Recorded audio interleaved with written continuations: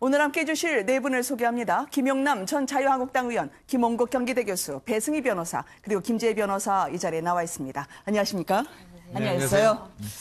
문재인 대통령이 김경수 지사 구속 후에 처음으로 부산을 찾았습니다. 최근에 부산, 울산, 경남, 부울경을 자주 찾고 있는 편인데요. 어떤 메시지를 내놨는지 함께 듣고 얘기 나눠보도록 하겠습니다. 오늘 부산은 스마트 시티라는 또 하나의 새로운 역사를 시작합니다. 상상 속의 미래도시가 우리의 눈앞으로 다가오고 있다고 생각하니 벌써부터 가슴이 뜁니다. 정부의 목표와 의지는 명확합니다. 부산시와 세종시를 세계에서 가장 앞서 나가는 스마트 시티로 조성하는 것입니다. 부산과 세종이 세계 최고의 스마트 시티로 성공하면 대한민국 경제는 선도형 경제로 일어날 수 있습니다. 우리는 반드시 해낼 것입니다. 김재희 변호사님, 이 경제 투어 6번째 일정이기도 한데요. 이 청와대는 대통령 통선을 지나치게 지지율과 연관짓지 말라고 하지만 유독 시선은 갑니다. 오늘 어떤 메시지가 나왔나요? 네, 일단은 울산과 경남에 이미 문재인 대통령이 좀 굵직한 선물을 주기도 했습니다. 네. 그 예비 타당성 면제권 있어 서부 경남 KTX 이 부분도 들어가 있고, 그다음에 수소경제 중심지로 지정이 되어 있기도 하고요. 그다음에 특히 부산 쪽에는 또 거기에 덧붙여서 뭐 블록체인 중심지라든지 어떤 새로운 스마트 시티 건설 뭐 이렇게 뭐 다양한 국가 비전을 이쪽 경남 지역과 그다음에 또 부산에 좀 집중해서 투자를 하려는 그런 모습이 보입니다.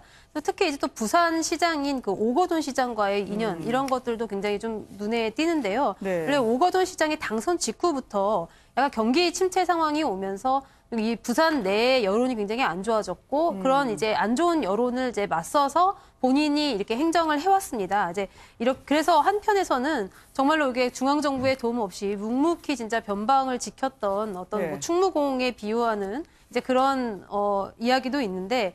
어쨌든 뭐 지난 대선 때부터 동명대 총장 자리를 포기하면서 문재인 후보를 도와왔고, 그리고 또 뭐 사적인 인연은 변호사 시절부터 이어진다고 해요. 네. 어쨌든 그래서 이번 부산에서의 어떤 그런 연설이라든지 아니면은 또 부산을 스마트 시티 등으로 이렇게 지정하겠다 이런 것들 전부 다 오거돈 시장에게 큰 힘을 실어주는 그런 행보가 아닌가 이렇게 해석을 하고 있습니다.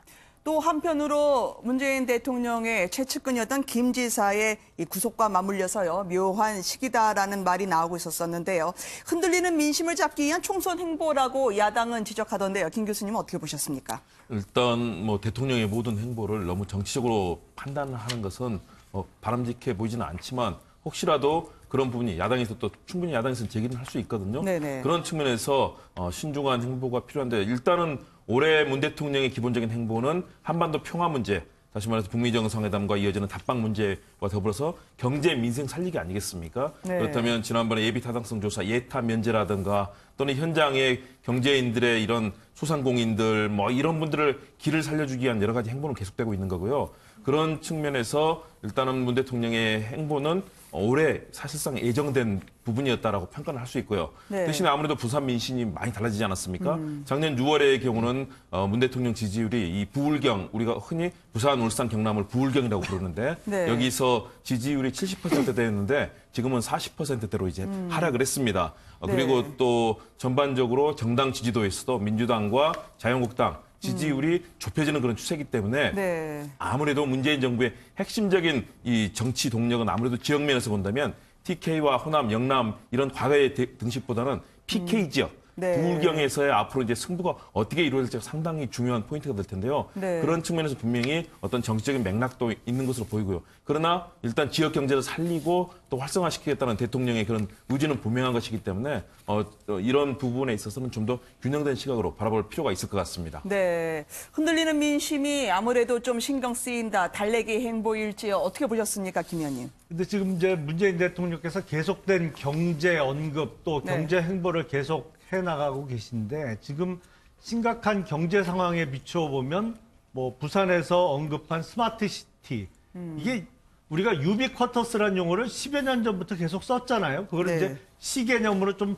확대하면 뭐 유비쿼터스가 개인의 중점을 둔 개념이라면 그걸 확대한 게 그냥 스마트 시티라 새로울 게 별로 없는 개념인데 글쎄, 이거를 지금 이 어려운 경제 환경에 뭐 얼마나 도움이 될까요? 그러니까 이 정도 갖고 될까? 지금 국가가 어떤 예산, 뭐 3조, 네. 4조를 퍼부어서 산업을 일으킨다는 개념이 통하는 상황은 아니거든요. 오히려 네. 국가가 할 일은 규제를 풀어주고 경제가 선순환될 수 있도록 경제에 충격을 주는 어떤 경제 활동에 방해가 되는 새로운 입법이나 행정 조치를 안 하는 것이 중요하지 예산 여기에 3조 풀겠다, 4조 네. 풀겠다 이래서 해결될 상황은 아닌 것 같습니다. 네.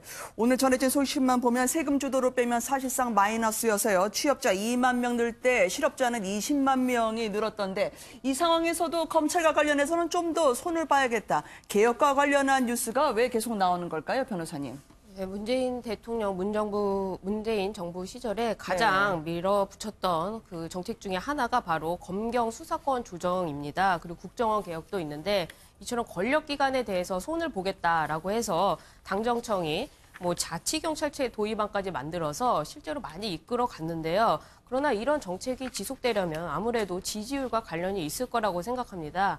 그런데 대통령 지지율이 뭐 지역적으로는 부울경, 부산, 울산, 경남에서 쭉 빠지고 있고 또 대구, TK 지역에서도 좀 빠지고 있고 이념적으로는 보수층에서 이번에 2월 7일과 8일에 양일에 조사했던 리얼미터 조사에 따르면은 보수의 70% 이상이 문 대통령 어떤 정책에 대해서 부정평가를 내리고 있습니다. 또 여러 가지 면에서 이 지지율을 다시 확보하기 위해서 부산 쪽으로 가서 민심을 좀 바로잡고 네. 또 본인의 지역구가 부산 사상구잖아요. 지금은 장제원 의원이 있지만 그 전에는 문재인 당시 의원이 지역구로 있었고 또 지금은 배재정 의원이 아마 준비를 하고 있는데 네. 이런 점에서 여러 가지 포석 삼아서 문재인 대통령이 정책적으로 PK에 방문하신 건 아닌가 그런 생각을 해봅니다. 네.